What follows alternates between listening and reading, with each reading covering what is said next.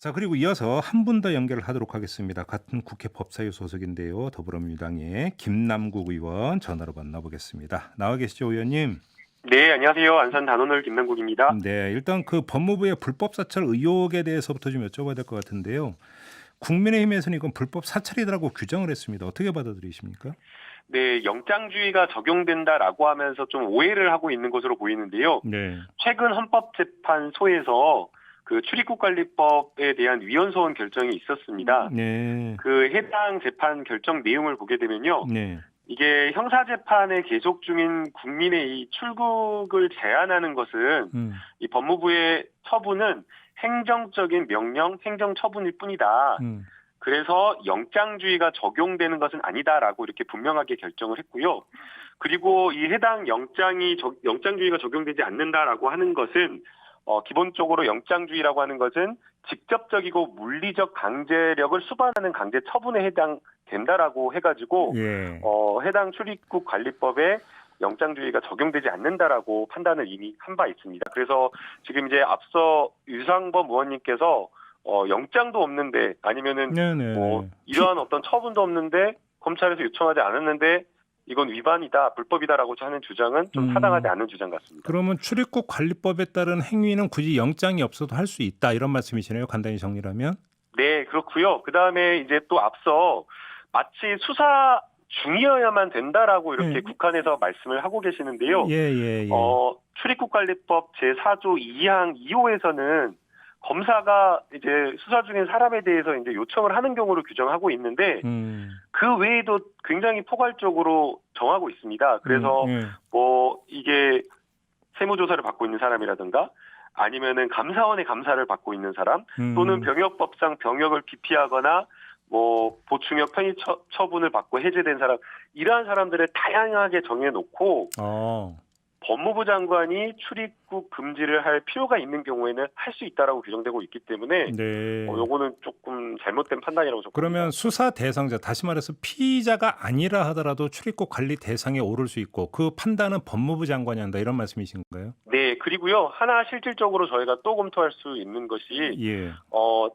당장에 뭐 당시 뭐 김학의 전 차관이 피의자가 아니었다라고 이야기를 하고 있는데 네. 당시에 사실상 검찰의 과거사 진상조사위원회에서 네. 검사가 해당 사건을 들여다보고 있었고요. 네. 그리고 그 해당 출입국 관리도 과거사 진상조사위원회에 검사가 긴급하게 요청을 했습니다. 그래서 당시에 그 과거사 진상조사위원회를 조사로 볼 거냐 수사로 볼 거냐 좀 문제는 있을 수 있겠지만 아하. 실질적으로 그 내용상 그리고 나중에 이루어진 조처를 보게 되면 이것은 사실상 수사 그리고 내사 또는 입건됐다라고 보는 게 맞다라고 보입니다. 앞서 이제 그럼 지금 그 의원님께서 세 가지 지금 근거를 제시해 주시면서 반박을 하셨는데요. 근데 첫 번째가 또 헌법재판소 판단이 있지 않습니까? 그건 언제 네. 나왔던 판단입니까? 이제 2015년도에 나왔던 헌법재판소 판결이고요. 그러면 2012 이거는 헌바 30입니다. 네. 그러면 이거는 뭐 2019년에 있었던 일이기 때문에 뭐 그 한참 뒤 얘기가 되겠네요. 그러면 네, 당연히 적용되는 거고요. 그러면 지금 명확히 했다라고 볼 수 있습니다. 한마디로 이야기하면 국민의힘이 뭔가 좀 법리를 잘못 이해해서 그 긴급 기자회견을 통해서 폭로한 거다 이런 말씀이시네요. 정리하면. 네, 저는 그렇게 보고 있고요. 저는 이해할 수가 없는 게 이 사건을 과거에 최동욱 전 총장 사건 그 혼외자에 대한 그 조회하는 거하고 지금 이야기에 빗대서 이야기를 하고 있는데 그때 문제는 정말 초등학생 아무것도 없는 정말 순수한 초등학생에 대한 그런 불법적인 정보 수집이었고 네. 이 건은 언론에서 정말 어마하게 많은 혐의를 제시하면서 뭐 특수강간 혐의 그리고 뇌물 포괄적 여러 가지 뇌물 혐의 이러한 것들을 제기하면서 문제 제기를 하며 국민적 공분을 사고 있었던 그러한 어떤 대상자에 대한 사건을 어떻게 등치시켜서 주장할 수 있는지 급기야 이러한 어떤 김학의 전 차관에까지 국민의힘이 감싸고 도는 것을 이해할 수는 없습니다. 지금 뭐 상황을 종합적으로 봐야 되기 때문에 다시 한번 거듭 확인 질문을 드리겠는데요. 어제 기자회견의 주체는 주호영 원내대표고 주호영 원내대표는 판사 출신이거든요. 법리를 잘못 알아서 그러니까 문제 제기를 한 것으로 정말 봐야 될까요? 네, 저는 뭐 무리하게 알면서도 저는 그러지 않았나라는 좀 생각이 들고요. 결국에는 어떤 의도, 정치적 목적 이런 것들이 있지 않았나 생각이 듭니다. 그럼 그 정치적 목적이라 하면 뭘로 보고 계신 겁니까? 지금 판사 사찰과 관련되어서 예. 사실 여기에 대해서 많은 판사님들께서 부글부글 끓고 있고 분노하고 있다라는 언론 보도들이 계속되고 있는데요. 네. 해당 판사에 대해서 그 검찰의 직무 범위를 넘어선 개인적으로 민감한 이런 정보를 수집하는 것 자체가 불법인데 여기에 대해서 약간 좀 물타기 하려는 그런 성격도 있다라고 저는 아, 보입니다. 물타기로 보신다. 알겠습니다. 이 문제는 그 정도로 가름하고요. 지금 의원님께서 지금 판사 사찰 문제를 제기를 하셨으니까 하나 지금 의원님 그 전화 통화가 한때 지금 그 논란이 된 바가 있지 않습니까? 좀 말씀 좀 해주실 수 있나? 이게 어떻게 된 건지? 완전한 그건- 소설이라고 그때 이제 말씀하셨던 걸로 제가 기억을 하는데. 네, 그것도 완전한 소설이고요. 위법성 조각을 이야기를 하면서 제가 그런 이야기 했다고 하는데 그런 이야기를 한 바가 없습니다. 이 행정집행 정지 결정을 하는 상황에서 예. 위법성 조각이라고 하는 그런 내용이 나올 이유도 없고요. 예. 그리고 제가 그 전에 여러 인터뷰를 통해서 예. 판사들이 오히려 의사표명을 개인적으로 하는 것은 안 된다. 왜냐하면 개인적으로 의사표명을 했는데 자기가 어떤 정치적 사건을 판결하거나 결정을 하게 되었을 때 과거에 했던 본인의 말에 의해서 모든 판결과 이런 것들이 평가받을 수 있기 때문에 판사가 어떤 정치적 현안에 대해서 개인적 목소리 내는 건 적절하지 않다라고 인터뷰를 한 바 있고요. 예. 1년 내내 통틀어서 최근까지도 그 판사나 검사들과 개인적으로 연락을 아예 해본 적이 거의 없습니다. 그러면 한두 번 했을까 말까입니다. 1년 그러면 통틀어서. 그때 통화는 누구랑 하셨던 거예요, 그러면? 누구랑 했는지도 특정이 되지 않고요. 정확한 거는 제가 판사, 검사, 변호사하고 통화한 건 아니고요. 예. 그냥 여러 지인들과 통화하면서 이거는 정말 판사들이 화나고 분노할 일이다라고 하면서 여러 사람들과 이야기를 했던 기억이 있는데 근데 누가 했는지는 특정이 되지 않아요. 근데 그거를 그냥 그 말씀하시는 것만 듣고 판사하고 통화한 건 이런 식으로 오해를 했다라는 말씀이십니까, 정리를 하면? 일방적 국민의힘 보좌관의 주장이고요. 네. 하지 않은 위법성 조각이라고 하는 건 아예 그 이야기 나올 것이 아닌데 엉터리 주장을 했다라고 저는 봅니다.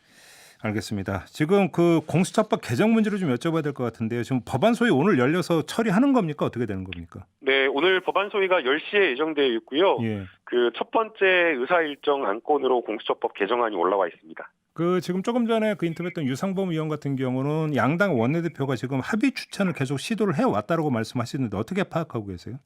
저는 적절하지 않다라고 좀 보이는데요. 예. 우선은 그 추천위원회에서의 활동은 기본적으로 정치적 중립성과 독립성을 지켜가지고 추천위원회가 활동하도록 되어 있습니다. 예. 그렇기 때문에 양당의 원내대표가 합의할 수 있는 권한이 전혀 없고요. 예. 만약 아예 그 대상 자체가 되지 않기 때문에 적절하지가 않고 오히려 그렇게 합의할 수 있다라고 하는 것 자체가 네. 공수처의 정치적 중립성과 독립성을 해치는 거라고 저는 생각이 듭니다. 그럼 그건 공수처장 후보 추천위원들이 뭐 할 일이지 원내대표가 할 일이 아니다 이런 말씀이신가요, 정리를? 당연합니다. 예, 원내대표끼리 합의를 한다고 하더라도요. 네. 그 안에 들어가 있는 공수처장 추천위원들이 예. 그거는 말도 안 된다라고 하면서 거부해버리면 합의의 의미는 아무것도 없는 겁니다. 아, 그래요. 그러면 현재로서는 뭐 선택지는 법률 개정밖에는 없다 이런 말씀이신고요. 지금 현재로서는 공수처 추천위원들이 네. 여러 번, 뭐 10번, 20번을 계속 반복하더라도 네. 합의에 이를 수 없다라고 하면서 추천위원회 구성과 의사결정 방법에 대해서 문제를 제기한 바 있기 때문에 예. 이 부분을 좀 수정하는 게 필요하다라고 저는 보입니다. 그러면 이제 수정 내용은 그 의결 요건을 바꾸는 것 이겁니까? 네, 의결 요건을 좀 완화를 하는 게 필요하다고 보이는데요. 예.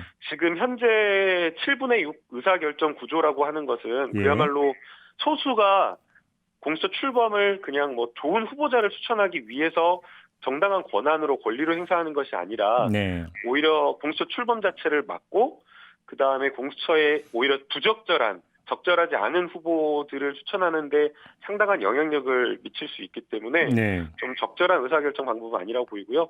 오히려 그 안에 있는 그 뭐 여당 각 정당의 추천위원들이 중립적이고 객관적이라고 할 수 있는 뭐 대법관, 법원행정처장이라든지 아니면은 대한변호사협회 회장 등을 설득해서 훌륭한 후보자를 선정할 수 있도록 의사결정 구조를 합리화하는 게 필요하다고 보입니다. 자, 한번 이렇게 가정을 해보죠. 지금 민주당이 그 공수처법을 개정을 했고 그에 따라서 공수처장 후보 추천위원회가 새로 열려가지고 새로 적용되는 의결 요건에 따라서 추천을 한다 하더라도 그러면 국민의힘에서 여기에 반발해서 공수처장 후보 추천위원회에 그러니까 참석을 안 할 가능성이 높지 않겠습니까? 그렇게 된다면 설령 그 추천을 한다 하더라도 그러니까 뒤끝이 계속 남게 되지 않을까요? 이 점은 어떻게 보세요? 네, 그러나 공수처 출범은 국민과의 약속이고 네. 또 다른 것도 아니고 법을 만드는 국회가 이 법을 따르지 않는다라고 하는 것은 있을 수 없기 때문에 네. 추천위원들도 다 법조위들이거든요. 그래서 음. 이 부분에 맞춰서 할 것으로 보이고요. 네. 야당에서 추천한 추천위원들도 계속 실질적으로 회의를 하면서 공수처장을 추천하겠다라고 이야기를 한 바 있기 때문에 그 부분은 크게 우려되는 바는 아닙니다. 알겠습니다. 마지막으로 지금 그럼 오늘 오전 10시에 법안 소위가 열리고요. 법사위 전체 회의는 언제로 예정돼 있습니까? 2시로 바로 이어서 예정되어 있기 때문에 예. 아마 그 쟁점들에 대해서 저희가 지난주 그 전주 계속 이렇게 토론을 하면서 다 정리가 된 바 있기 때문에 예. 오늘은 법안 소위와 법사위 전체 회의에서 충분하게 의결할 수 있지 않을까 생각하고 있습니다. 그럼 오늘 중으로 법사위 전체 회의까지 통과가 되고 그럼 이제 바로 본회의로 넘어간다 이런 일정표겠네요. 그러면. 네, 그럴 것 같습니다. 알겠습니다. 자, 말씀 여기까지 드릴게요. 고맙습니다, 의원님. 네, 감사합니다. 네, 지금까지 더불어민주당의 김남국 의원이었습니다.